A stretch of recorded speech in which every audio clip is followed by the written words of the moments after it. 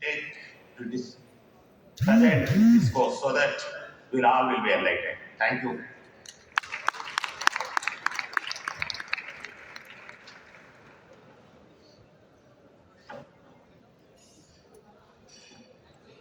Thank you very much, CA and Devaraja Reddy sir, for setting the topic into context. I now request Swamiji to kindly share his address. Please welcome Dr. Gnanvatsal Swami, life coach and eminent motivator.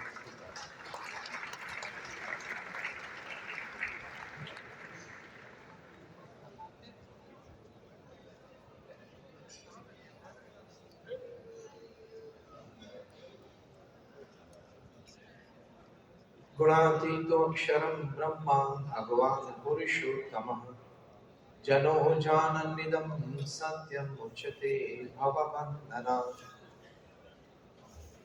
With prostrations at the divine feet of Bhagavan Swaminarayan, my Guru Hari, Param Puja Pramukh Swami Maharaj, and my Pragat Guru Hari, Param Puja Mahant Swami Maharaj, my heartiest Namaskar, good morning, and Jai Swaminarayan to all the delegates of the 21st World Congress of Accountants, especially to respected Chairman Shri Devashish Mitraji, the Vice President Shri Aniket Talati, who along with your ICAI National Vice President is also a BAPS volunteer. And I take privilege and honor in saying that the past President Devaraja Reddy sir, again my very good friend Nilesh Vikamsek, and to all the delegates who are present for this wonderful event today. And well, the topic shared with me, a happy state of mind for a greener world. We as professionals, when we talk of success, the first primary matter that comes to our mind, and that primary matter we think as the fundamental one, is money, success in profession, fame, social connectivity. It may be true to quite a good extent, but that is not the ultimate success of life. We need to redefine the definition of success in our personal lives, in our family lives, in our professional lives, so that we live a complete human life. Let me tell you, there is a big difference between growth, progress, and success. If you increase the turnover of your company or you have more clients joining you every month, that is not your success, it is your growth.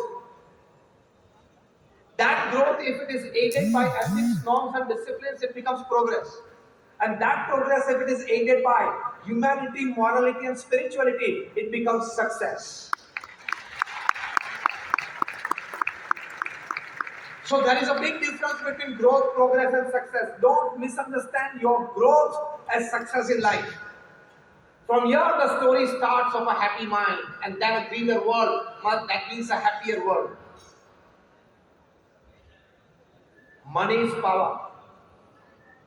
It's an absolute need, but it is not an absolute in your life.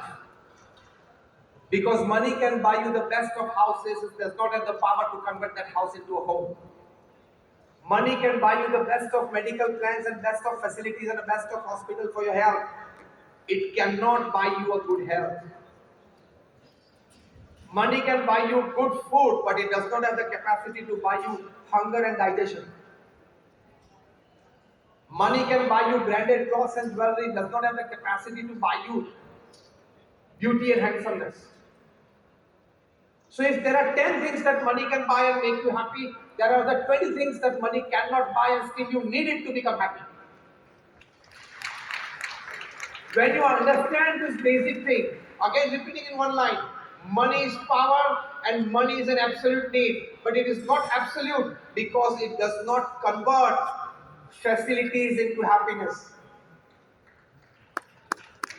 Money buys facilities, it does not have the power to convert those facilities into happiness. Do you agree with me or not? Just raise your hands if you say yes. So here starts the story of how to be a happier mind. Because this is a 70 or 80-year game. Human life. How well you live it. From thought processes, to attitudes, to behavioral patterns, to expressions, to social connectivity, and to professionalism defines you, makes up your state of mind, and thus a happier state and a greener world. The first important aspect of a happier mind is, that is a happy state of mind is, the first and the foremost, and the foundational one, is always become a prosperity thinker, never ever a poverty thinker. What does a prosperity thinker think? Yes, today is my day. Yes, tomorrow morning the sun will rise with rays of hope for me. Yes, tomorrow morning I am to get someone who could help me out of this issue. Such are the thoughts of a prosperity thinker. And what does a poverty thinker think? Oh my God, things are not moving. Oh my God, I'm stuck. Oh my God, how I'll move forward? It's all dark around. These are the thoughts of a poverty thinker. Now listen carefully what I say. Even after losing everything that you have, from materialistic things to your possessions, the one which remains with you is your thinking. And when you make it positive and prosperous, you are always positive and prosperous. That is happy state of mind. Because man at the end of the day is a bundle of his own thoughts. What you think in the morning and the noon, you become in the evening. What you think throughout the life, you become at the end of your life.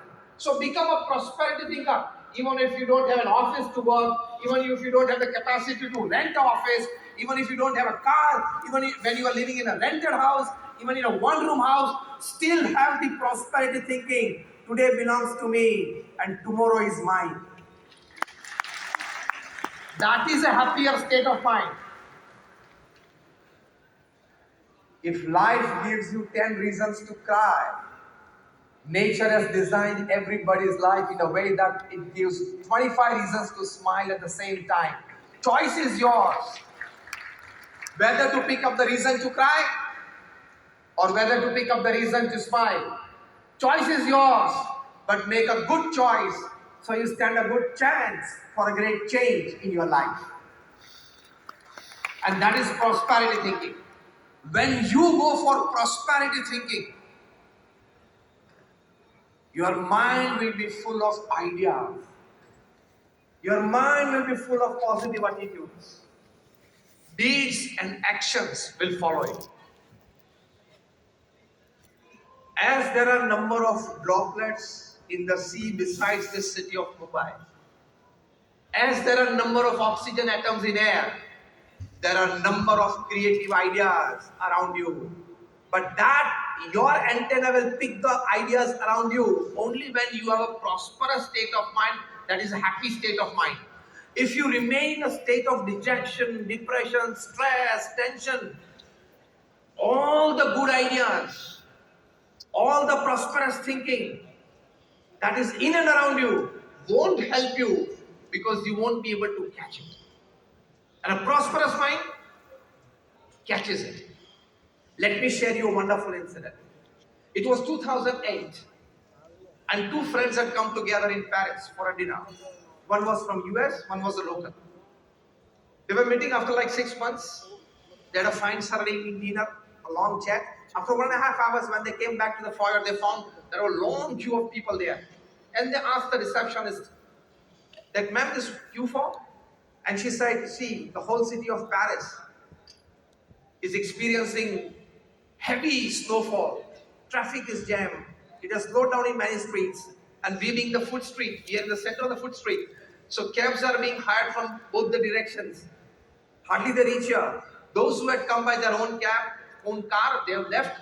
Those who have come by cab, this is the queue for that. Saying this, receptionist lady, she said to these two gentlemen, "Sir, have you come by a cab?" He said, "Yes." "Sir, then please join the queue."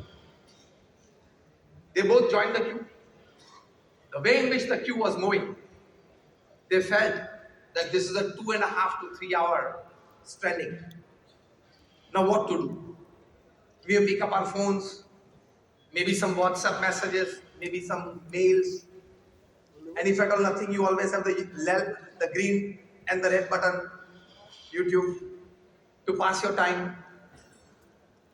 Maybe somebody takes a selfie with the long queue and puts on the media, posts there, "Oh my God," and he gets the emoji.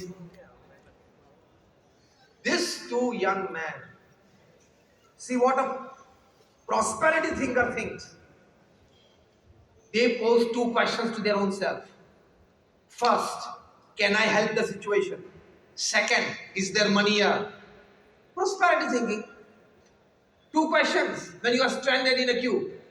Can I help the situation? Second question, is there money here? And they decided to make a mobile app to hire cabs. They discussed the technicalities of it. By the time it was 2.5, 3 hours, they got their cab, went back. The American friend went back to his place in Los Angeles. Another for 6 months, they discussed the technicalities, the marketing of it. They designed the app. It was tested in few cabs, 510 in Los Angeles, successful, 1,500 successful, 500,000 cabs successful. When I'm talking to you today, this mobile app serves more than 3 million people every day in 66 countries of the world. I'm talking of the history of Uber. And the gentleman stranded on that day, none other than the owner of Uber, Travis Kalanick, and his little known friend, Mr. Garrett. Prosperity thinking. Don't say I'm bogged down. I'm out of mood. I can't do anything. I'm stranded. Still in a stranded position. If somebody can generate Uber, at least you can do some creative work. So become a prosperity thinker. That is your biggest asset. Again, I repeat the one line that I said about a couple of minutes back. Even after losing everything that you have in your life, still you are the master of one thing, and that is your thinking. Keep it prosperous. That is a happy state of mind. Second aspect, intense hard work with ethics is a happy state of mind. In whichever profession you are, wherever you are, whatever you are, if you don't work intense and with ethics for 8 hours a day, you don't have the right to sleep, drink, and eat food. Aniket, am I right? Devashish ji? We don't have the right to eat, drink, and sleep if we don't work intense and with ethics for 8 hours a day, whichever profession you are. You all are chartered accountants. If you don't have work, pop up the work. I come from the WCOA Swami Sanstha, which is one of the largest organizations in the world, among the top 10 NGOs of the world. We have a permanent seat in the United Nations as an NGO. How many of you have been to Akshardham at Delhi or Gandhinagar? Just raise your hands. Almost all of you. I come from that organization. We run more than 1,300 hospitals, hostels, schools, colleges, Sanskar Kendras, community centers, mandirs, and Akshardhams in more than 30 countries of the world. And we as saints are directly involved in the management, in the administration, in the HR of all our institutes. What I'm doing now is my extra job, it's my hobby. We work 8 hours a day. Intense hard work is not just a human duty, is not just a human endeavor, it is a human dignity. Intense hard work is human dignity. I've read more than 500 biographies and autobiographies in my life. From Nelson Mandela to Mahatma Gandhi to Abraham Lincoln to Mahatma Gandhi to Pramukh Swami Maharaj to Sachin Tendulkar. Intense hard work was their morning mantra. And with ethics. There is a proverb in the East African jungles that every morning when the sun rises, The slowest deer has to run minimum faster than the fastest lion to see the evening. And the slowest lion has to run minimum faster than the slowest gazelle to see the evening. And the moral of the story is, whether you are the lion or the deer, when the sun rises, you have to run. Whether you are the lion or the deer, when the sun rises, you have to run. And if the topmost authority in the country at the age of 73 runs for 16 hours a day, we are quite young. We can.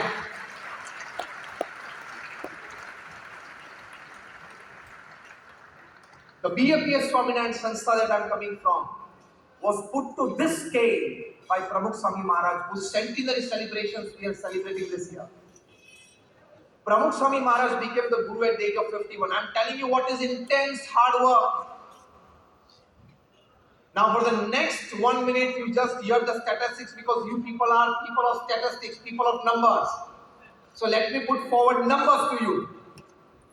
Pramukh Swami Maharaj became the president and the guru of this organization in 1971 at the age of 51, and thereafter he traveled to 60 countries, 18,000 villages, towns and cities. He personally visited 3.5 lakh homes. He read and answered 7.5 lakh letters at an unbelievable average of reading and answering more than 70 letters a day without a Sunday for 45 years. He initiated 1100 saints like us. More than 750 of them are graduates, postgraduates, chartered accountants, doctors and engineers. He created a strong volunteer force of 55,000 volunteers. He was felicitated with standing ovation in the British Parliament, in the Canadian Parliament, in the Kenyan Parliament. He has been the recipient of more than 40 key to the cities in America. And he created 1,300 institutes of social service. That is 1,300 hospitals, hostels, schools and colleges in a span of 45 years from 1971 to 2015. That is, every 15th day, he created an institute of social service and gifted it to the society. Every 15th day. If some chartered accountant from your group, he comes up with a new office every year in a different city of India, how would you rate him? Extraordinary, isn't it? Pramukh Swami Maharaj, from purchasing or getting a land to getting it cleared in the government, legal procedures completed. We are non-profit organization, so funds raised, tenders dish out, construction starts, finishes, we get the right kind of people to run the institute. All this process that I described, Pramukh Swami Maharaj completed it every 15th day for 45 years, and all 1,300 institutions are running beautifully. Aniket, am I right? Because he is a close observer and one of the families that are closely associated with BAPS. His father, Sunil Talati, I think he was here 2 days back, he told me. He was very much blessed by Pramukh Swami Maharaj on many occasions. What I mean to say is, intense hard work but with ethics.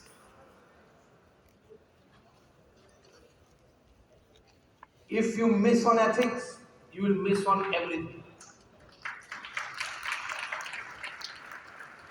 Because when you miss on ethics, all your academics, all your talents, all your experiences, all your know-hows, all your platforms, all your back support systems will crash immediately. You can become zero from hero within seconds. Ethics has this power. My simple example, very simple one. Can you, or even a person who has done electrical engineering and is the chairman of the electricity board after 35 years of workmanship, put his finger inside the plug? Can he raise his collars in front of the club? See, I am the chairman of the Maharashtra Electricity Board. The entire distribution of electricity in the state of Maharashtra. I am the authority. This is the authority's finger. I am putting it inside the plug, okay? You take care of it because your distribution lies in my hands. What will happen to him? चिपक जाएगा, मर जाएगा. Ethics is like that.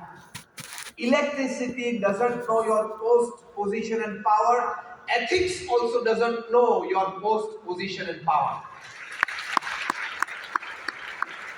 Whoever you are, wherever you are, whatever you are, if you play with ethics, you are playing with fire, you are playing with water.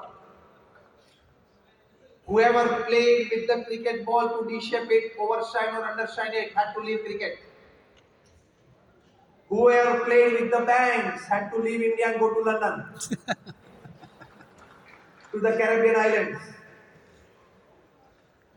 The London High Court has passed a judgment 4-5 days back, and one of them is being brought back. Tihar with wide open arms is ready to hug it. Whoever you are, wherever you are, even if you are the king of the skies, you have to fly out of India with a diplomat's passport.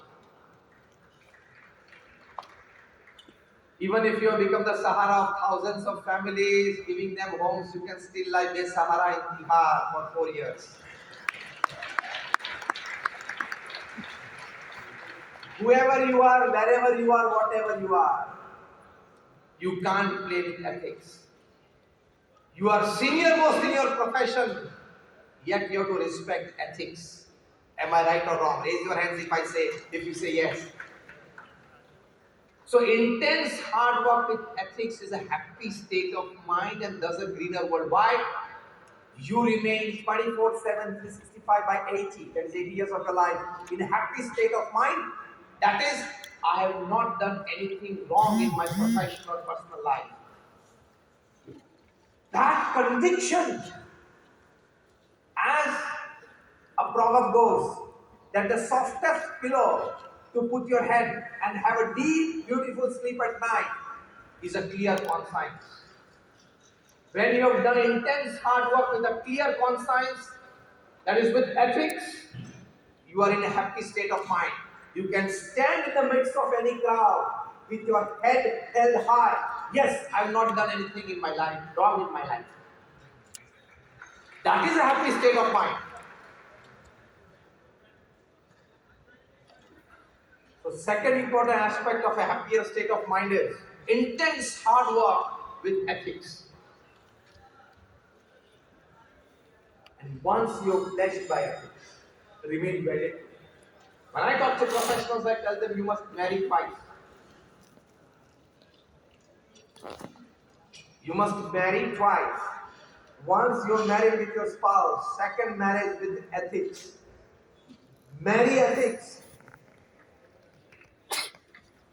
Many years back in the late 90s, a football match was played in Europe between the two teams. It was a charity match to help some old age football players to pay their medical bills. One team was led by none other than Maradona, the great Argentine who won the World Cup for Argentina in 1986 and considered to be one of the best footballers of the century. And the other team was led by another great French footballer, Michel Platini. Maradona and his team wore the t-shirts, "Say no to drugs." Michel Platini and his team wore the t-shirts, "Say no to corruption." Because at that time, and many a times, drugs and corruption prevails in many sports fraternities. They played the match. It was a packed stadium, big fund collected, well distributed.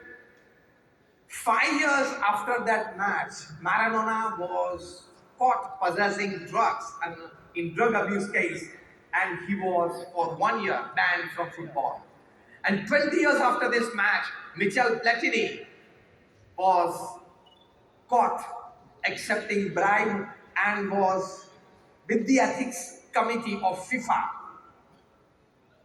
He was banned lifetime from football.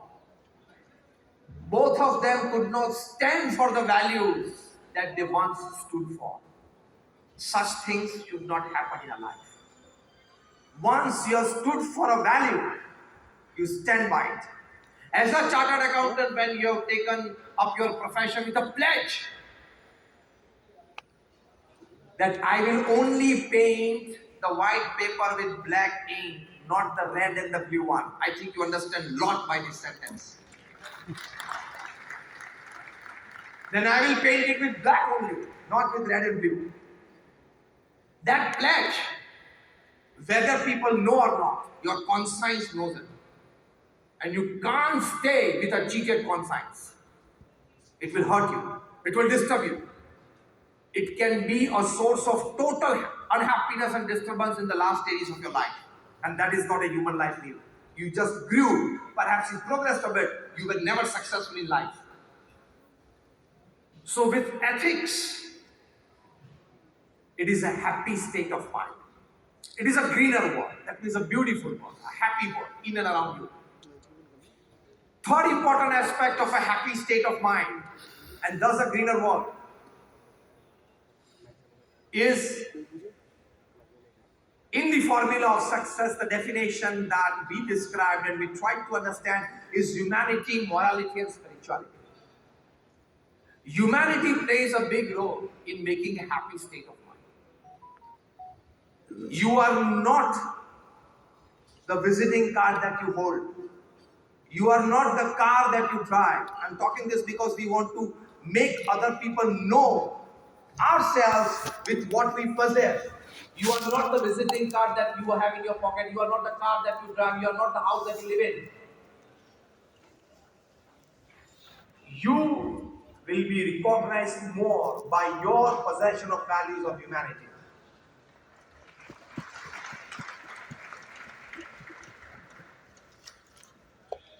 Human values at your profession, human values in your relationships, human values in each and every expression and attitudes of your life. I'm reminded of an incident that I read, an example that I read many years back is just like this.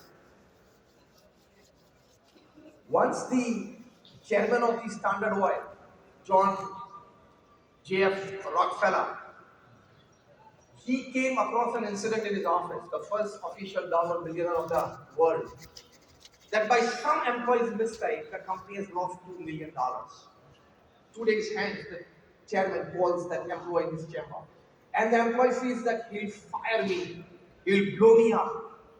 Rockefeller offered him a seat, offered him a glass of water, and the employee was surprised that I am in the lower rung of the mid-management. Forget the top management. I am in the lower rung of the mid-management. Still the chairman offering me so much. And he was shivering. Pulling out a chit from the drawer, Rockefeller said that your integrity towards the company since 20 years, I appreciate. Your work and your projects since 20 years with the company, I admire. He draws out this list from his drawer of the work faithfully with all loyalty done by that employee for the company. And then Rockefeller tears that chit and says that I've got all the news that has happened recently in our company. And I've called you for, and the employee started shivering. I've called you here because I know you have worked loyally, faithfully, with all ethics in the company. I know it is a zeal in your heart that you want to pay back this $2 million with interest back to the company. But for that, you will need more powers, a better position. So today I have called you in my office to promote you 2 scales so that you have the power to get better, to give better decisions, and you can pay back to the company what is in your heart. See the level of humanity to understand a person. This is what Stephen Covey writes in his most famous management book, 7 Habits of Highly Effective People. He writes empathy. Empathy for people. That is happier state of mind for you and for the people. Imagine what the happier state of mind would have been created in the within of Rockefeller as well as that employee. And Rockefeller kept this attitude with the employee who had made this mistake and cost $2 million to the company. So, empathy. Listen empathically. Most of the times we listen to our employees or co-workers or colleagues with the intent of answering. Don't just listen with the intent of answering. Listen with the intent of empathy. try to understand him, go beyond the words. And you create great relationships at the workplace and in the social circle. That is a happy state of mind and a greener world. Empathy for people. When you meet a person, the first empathy should be, he is right. Let me try to understand him. When you sit in the board meeting, first empathy for all your colleagues is, they are right. Let me try to understand them. If you sit in a board meeting or a discussion, and if you keep the first attitude that I am right, he is wrong. If you go with that egoistic attitude, you will never grow, the company will never grow, and you will never ever be able to attain a happy state of mind. First, keep this attitude that even your opponent is right in some way. Let me try to understand. And after giving a deep sense of understanding to it, if you feel that he is wrong, you can deal accordingly. But don't, never ever, I'm using these two words, don't and never ever try to judge the person from the first appearance. Then that is a happy state of mind. हमारा तो ऐसा होता है, कोई व्यक्ति को देखते ही ऐसा है, वो ऐसा है, ये ऐसा है, वो ऐसा है. Not that. Keep this attitude and you will live in a happy state of mind. You will create positive vibes. You will create a happiness atmosphere at your workplace. And this happens when you try to teach yourself this kind of attitudes. Our Guruji Pramukh Swami Maharaj, whose centenary celebrations we are celebrating, he always used to say one thing, that never ever judge a person. You, when you meet a person, when you communicate with a person, when you deal with a person, first attitude should be, he can be right in some way. Let me try to understand. Keep this attitude. If you don't remember any other thing in this talk today, remember this one thing and keep it in your heart and mind and carry it with you tomorrow in the office. And see the changes happening in the bridges that you create because of this. That is the power of this understanding. Another good aspect is morality in life. That is a happy state of mind. And in this morality I will describe, always keep a thought constantly running in your mind that I want to give back to the society in some way.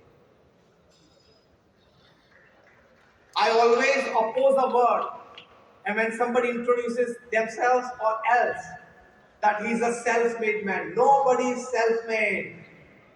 His parents, brothers and sisters, neighbors, teachers, students, that is co-students in the classroom, his friends, his colleagues, all have played their respective roles in making him. Nobody is self-made.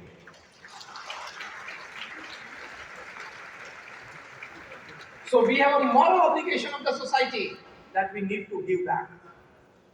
And if you can't give back to the society after gaining a lot from the society, from your education, to your profession, to money, to hefty bank accounts, to luxurious houses and luxurious trips abroad, everything that you gain from the society, if you can't give back in the right proportion, let me tell you, it is not a human life, it is a dog life, donkey life and a cat life. It is an animal life. Just consuming from the society is animal life. Am I right or wrong? Only giving back makes you human. Be human. During the Corona times, I read a story in the Times of India that when the first lockdown was announced by the Honorable Prime Minister on like 24th of April 2020, when the migrant workers were walking back to their home states and hometowns, there was a long queue of people walking on the highway near the city of Madurai in Tamil Nadu. A girl studying in standard 9 saw this from her window and saw the little children of these migrant workers without many having slippers in their foot. They didn't have enough food perhaps to carry, just few couple of belongings on their shoulders, and they are walking back. And the little girl, out of all that compassion, she ran and told her father. The little girl's name is Netra. Her father's name is C. Mohan. And she told her father that, Dad, you kept aside 5 lakh rupees. Her father was just an ordinary saloon owner. He used to cut hairs in the saloon. But he had reserved those 5 lakh rupees for her little girl because he wanted to send her in civil services, and the little girl also she was capable of that. So the father wanted that. So he had reserved those 5 lakhs in a fixed deposit.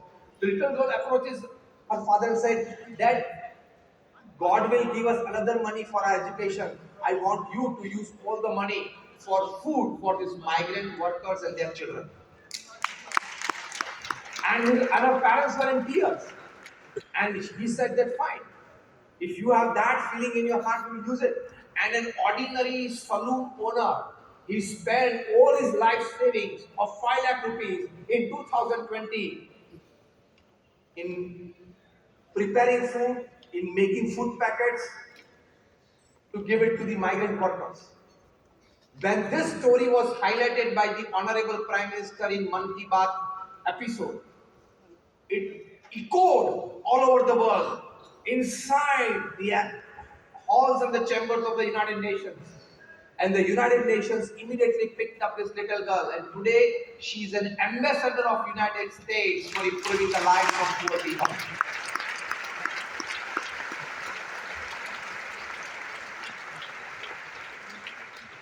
Giving back to society is my fundamental duty. I want all of you to repeat with me what I say word by word.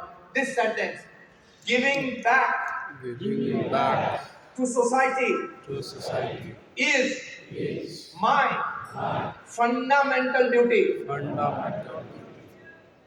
I want all of you to say this sentence once in your office every day from today. This is my gift, giving and gifting to you. And if you like it, you can put it on the board. Giving back to the society is my fundamental duty. When you understand this, you will contribute. And when you are in a contributing mode, it is happy state of mind. When you are in a contributing mode, it is a happy state of mind. And when you are just in the gathering mode, you are always in the disturbed state of mind. When you are in the gathering mode, you are always in the disturbed state of mind because you will constantly face competitions, stress and tension. That is more. And lastly, I finish in the last 3-4 minutes. Lastly, spirituality is a happy state of mind. As humanity is a happy state of mind, as morality is a happy state of mind, that is giving back to the society, being in a contributing mode to the society is a happy state of mind. Spirituality is also a happy state of mind. And what is that spirituality? In very few simple words, I will try to make you understand it. Not deeper meaning. For a moment, let's not talk about the heavens. Very practical spirituality I will talk. Because these are the times of cash and carry. In spirituality also I will talk cash and carry. Very practical. And what is that? See, why do we experience stress? Let us go to the fundamental reason of it. Why did this not happen? Isn't it? Yes or no? I tried it, I put all my resources behind it, all my academics, know-hows, platforms, everything. Why did this not succeed? This is the principal reason of stress. Or why did this project not complete in the time bound that I decided? But let me ask you 2 simple questions in which all of you will give me an answer in yes, and nobody of you will be able to give me answer in a no. Question number 1. All of us have an experience that sometimes we planned well, executed well, still we did not get the desired results. Yes or no? Yes. Sometimes we planned less because maybe time constraint or whatever, resources constraint. We planned less, we executed less, still we got results beyond our imagination. Yes or no? Have you ever given a thought to this happening in your life? It is almost a day-to-day happening. That sometimes I planned and executed well, still I did not get the desired results. And you are the same person, by some when you executed less, when you planned less, and still you got the desired results. What does that mean? That means, now listen carefully. Beyond all your plannings and execution, there is some other factor which is playing an important role in deciding the success or the failure of the project, and that is God.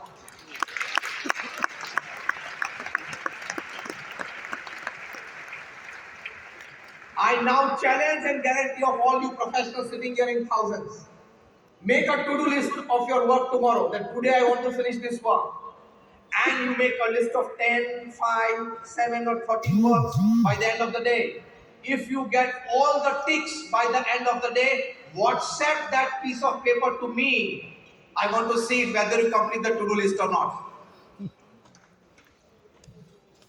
How many of you have completed the to-do list of the day, every day for 1 week or 1 month continuously? Nobody is raising the finger. Even if I speak for 1 day, you will not be able to raise your finger. Why? You decided 10 jobs of the day, but 3 or 4 jobs crop up, which was beyond your control. knowing, isn't it? That means there is a to-do list from the top as well.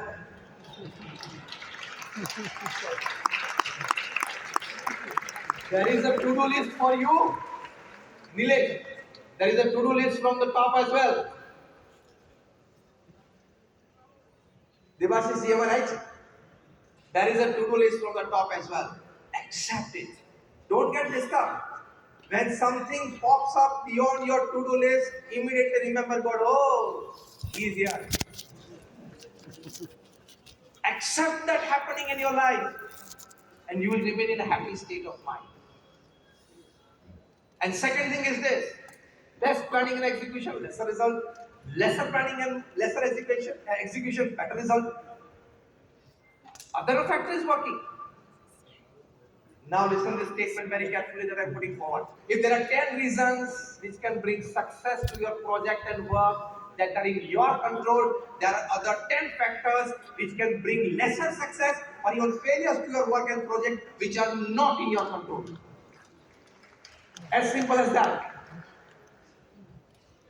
Teach this to your clients and tell them you will have to pay GST. You know there are 2 GSTs? There are 2 GST. First is goods and services tax, as you all know, because you are tax people. When you advise your clients to pay GST rightly, and when you help them pay GST rightly, another GST showers from the top on you and your client, and that GST is God saves tension. When you pay this GST well, there is another GST from the top. God saves tension. When God saves tension, it is a happier state of mind, the topic that I am talking of. When God saves your tension, but then you have to be GST right here on earth. So that is practical spirituality. That when you put that values into practice, that helps. And the last thing that I end with, in whichever form of God that you believe in, cultivate a habit of chanting the holy name for 5-10 minutes in the morning. Pramukh Swami Maharaj, the leader of such a huge organization. Today we are coming up with Akshardham campuses, as you have visited Delhi, in Abu Dhabi on 27 acres of land. In America, New Jersey on 265 acres. At Johannesburg in South Africa, at Sydney in Australia, huge Akshardham-like campuses. Intense hard work with ethics, but Pramukh Swami Maharaj always found time for his morning chanting of holy name and his evening chanting of holy name. There is a scientific implication to it. Let me talk science and logic, because I am a man of science and logic both. I have done my engineering and I am a man of spirituality as well. At the University of Philadelphia and at the University of Pennsylvania, Dr. Andrew Newberg, Dr. H.G. Going, I am giving you the names, you can go on Google. They conducted an experiment, 4,000 people, they got together and made them sit and chant the holy name for 12 minutes. Before that, by psychoneurosoftwares, their MRIs and mind mapping were done. And they were asked to repeat the experiment a few times. They were asked to go back home. These 4,000 people were coming from across the strata of the society, caste, creed, color, religion, nationality. They were asked that because they are the subjects of the experiment, they are supposed to do this chanting of the holy name for 12 minutes every day for the next 8 weeks. Then they were called back, again made to sit, again a couple of experiments. Then by psycho-neuro-software's version 2.0, again their mind mapping and MRIs were done. So what kind of hormones are released in the body, in the bloodstream, when you chant the holy name? That was perfectly measured. And the conclusion report reads, children in the age group of 4 to 12, when they did the chanting of the holy name of God, they found by psychoneuro software that they had 15 to 25% increase in their memory power. Isn't this a happy state of mind for everybody in the family? Your children's memory power increases by 50% and he starts scoring 80% instead of 60%. And your hopes of making him a CA to run your firm grows more live and green. Then it is a happier state of mind for everybody in the family. 15 to 25% increase the memory power of children in the age group of 4 to 12. Second age group was 12 to 22. Teenagers and youngsters. They had a remarkable 17 to 25% increase in their willpower and confidence. Teenagers and youngsters need more that. Willpower and confidence. If you lose on willpower, if you lose on confidence, you can face dark situations of getting cut into 35 parts. Willpower and confidence is needed. The third age group was 22 to 60. Mostly we are sitting here, isn't it? 22 to 60. Yes. And whatever the shocks of life that are to come in our life comes in this age group. 22 to 60. Psychoneuro Software's version 2.0 at the University of Philadelphia, Dr. H.G. Coyne found out that this age group, when they chanted the holy name of God for like